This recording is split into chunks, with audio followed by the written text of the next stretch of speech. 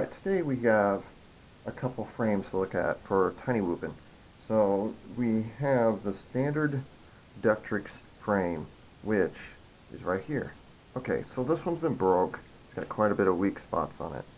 And, you know, they're really great frames, but they break so easy around these motors.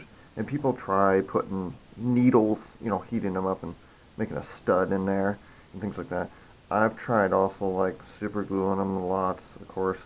Another way of doing it to support them, maybe, hopefully, is take like thin fishing string and wrap around the stud, I guess the arm you would say, and then some way attach it. I've also reattached them using just melting them with a soldering iron real carefully. But anyways, these are like $8, $8 to $7, I think. And just for the grins, we need to weigh it in.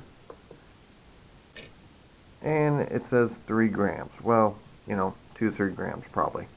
This scale number is not super accurate. So then I got the Eachine version. And of course this is the heavier frame. The battery bay is different. It's not cut out for any of that stuff.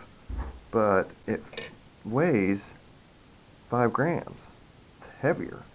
But they're so much more durable. You can see the width of this is a lot thicker and all that.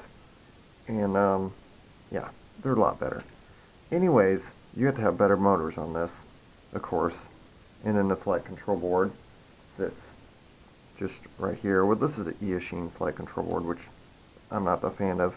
But you can get the other flight control boards to fit on this frame. It just doesn't fit on the back screw here. You can use these 3 screw mounts and mount it down on that. Another thing that it doesn't do, though, is it doesn't have the rubber supports for anti-vibration on the flight control board and things like that, because this flight control board sits down kind of almost flush, where when you mount it with the other, it's a little higher. So it also throws off the people that make those 3D printed camera mounts for this type of camera sitting in there. It kind of makes it sit high, so you have to add some spacers on here, which adds more weight. So in reality, which one's better? Well, this one's much more durable.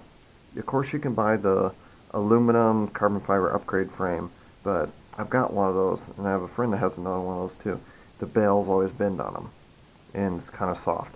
This one, I mean, they're really durable. I just first broke my first bail right here, cracked the other day, and I mean, I probably went through 40 to 50 crashes before that happened.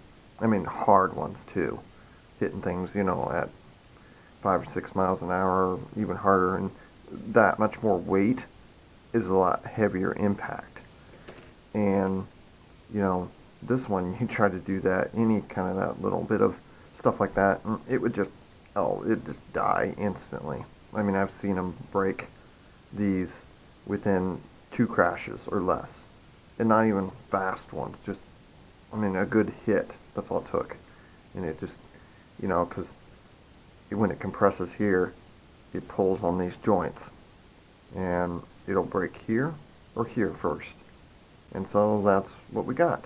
Anyways, thought I'd share it with you and see what happens. Happy flying.